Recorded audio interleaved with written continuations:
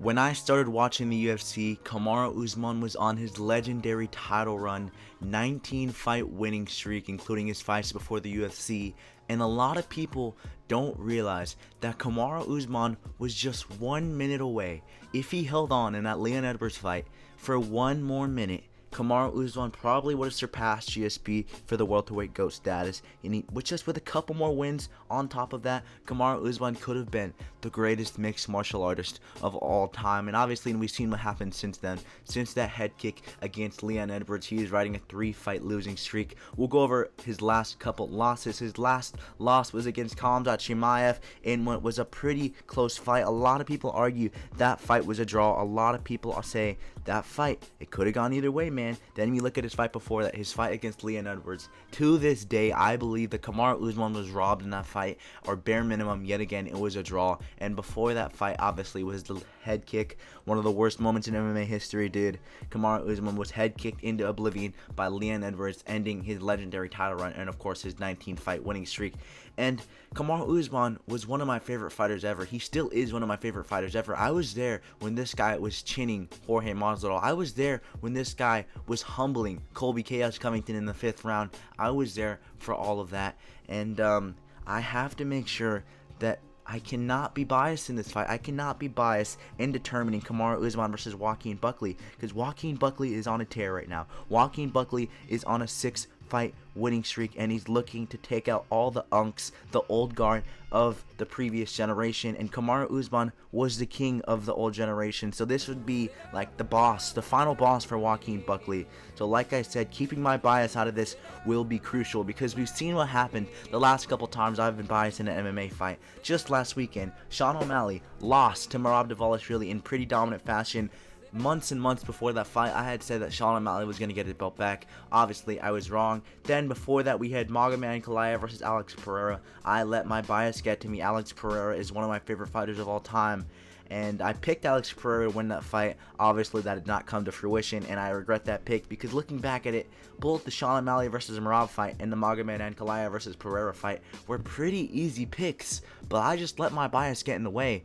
And I'm still trying to decide if this fight is easy to predict. Kamaru Usman was so good and so technical. Just in his last fight against Khamzat Chimaev, he took that fight in 10 days notice. But you gotta understand, it's been 2 years since that fight. It has been a while since that fight, and who knows how well Kamaru Usman's gonna do against Joaquin Buckley, who is on a tear, like I said before. Before we get into the main event, though, I want to predict the featured fight of the night, kinda. Cody Garbrandt versus Raoni Barcelos. Listen, kid, this is a banger of a fight. Kind of, Raoni Barcelos is a short little midget who just fraud checked Peyton Talbot a couple months back at UFC 311. Meanwhile, Cody, no love Garbrandt, obviously. For 25 minutes, he was the best fighter in the world, and now he's fighting on the kid's barely making the main card of a fight night. What can I say, dude?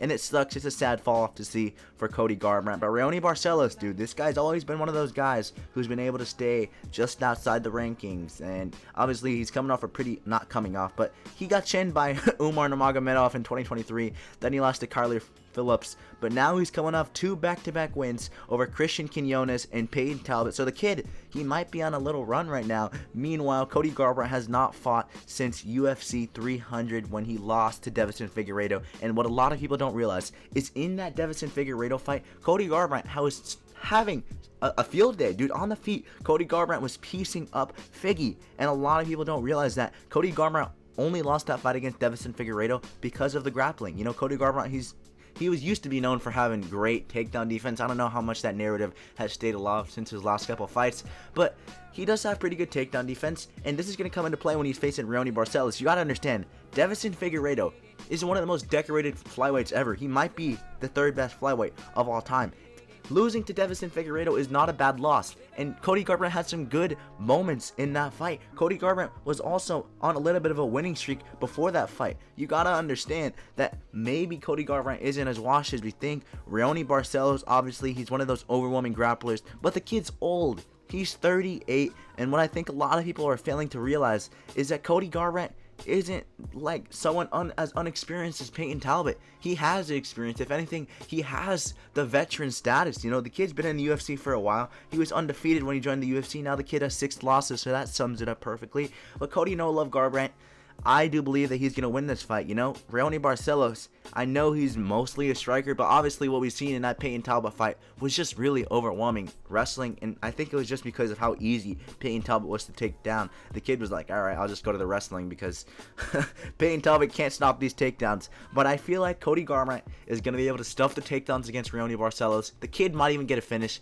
and I hope I can say after this fight that we have no love back. Obviously, a lot of people will be saying that if Cody Garbrandt wins, and it's probably not the case because Raoni Barcelos is 38 years of age, and he's not that good. I don't know how he beat Payton Talbot, but I'm going to go with Cody Garbrandt by decision. I would say a finish, but I think I have a finish prediction in the next fight. Let's talk about it. The main event of the night. Obviously, I gave this fight a little bit of hype in the intro, so now let's officially delve into it.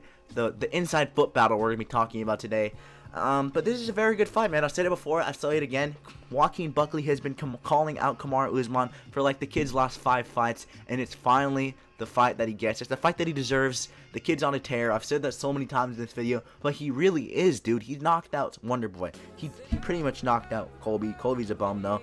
And now he's attempting to take out Kamaru Usman. And Kamaru Usman, I don't know how good this guy is going to be. I truly don't know. Because how many unks have you guys seen return? Or their last couple fights have been decent. They've been able to keep up with the competition, and they take a little bit of a layoff, and they come back, face a new prospect, and get absolutely chinned. We've seen it just like a couple of weeks ago with Gilbert Burns taking on Michael Morales. He was keeping up with Sean Brady. He was keeping up with JDM, and then we seen him face Michael Morales after taking a couple month layoff, not even a couple month layoff, like an 8-month layoff, and the kid comes back and he gets chinned in the first round. Didn't put up much of a fight, and I truly do believe that's how this fight against Kamaru Usman is going to go. You know, it might not be as bad as the Gilbert Burns fight. Maybe Kamaru Usman will have some good moments when the fight first starts. Maybe Kamaru Usman will be able to have his weird striking where he doesn't load up for much of his striking. He just kind of flat-footed. He throws it right, and it somehow lands, somehow knocks you down. I'm not saying Joaquin Buckley is going to get knocked down in this fight, but I think if Kamaru Usman's he's going to go out there, he's going to be laser focused. He's going to be doing his weird stance where his feet are like 2 feet apart. He's going to be marching down Joaquin Buckley for like the first couple minutes of the fight. A lot of people are going to be saying Kamaru Usman's back. He's going to be hitting a nice 1-2. Nice 1-2. Then he's going to push Joaquin Buckley against the cage. He's going to hold him there. He might even win the first round. But I think this fight is going to end very early, dude. Very, very early. Joaquin Buckley has explosive knockout power. We've seen it in his last couple fights. He's finished most of the competition. And I do believe that Kamaru Usman is just going to have one of those sad retirement fights where they kind of just crumble. They kind of just go into the corner and crumble with their head down like a ball type. I believe Joaquin Buckley, to say that Joaquin Buckley is not going to find a chin for Kamaru Usman, who has been chinned by Leon Edwards before. I'm not saying his chin's bad or anything, but I believe Joaquin Buckley will be able to get a KO. Maybe not like a clean knockout KO, similar to how we've seen Gilbert Burns after his last fight. That's how I see this fight's going to go, man. I don't think cardio will be much of a problem for either of these fighters. Obviously, Kamaru Usman's always had good 5-round cardio, and Joaquin Buckley is just a freak of nature. This kid never gasses out, and I just think he's going to be able to march Kamaru Usman down after like the second round. If this fight hasn't ended, it's going to go to decision, and it's going to be a very dominant decision for Joaquin Buckley. I'm not saying that Kamaru Usman's going to gas out. He's just not going to be able to keep up with Joaquin Buckley. Joaquin Buckley is too overwhelming, and Joaquin Buckley will get this done. It hurts to say that, but I can't be biased anymore. I can't afford to get another prediction wrong. And, well, thank you both for watching. If you guys disagree, let me know down below. If you guys agree, let me know down below. And that's going to do it for today's video. MMA Outpost out.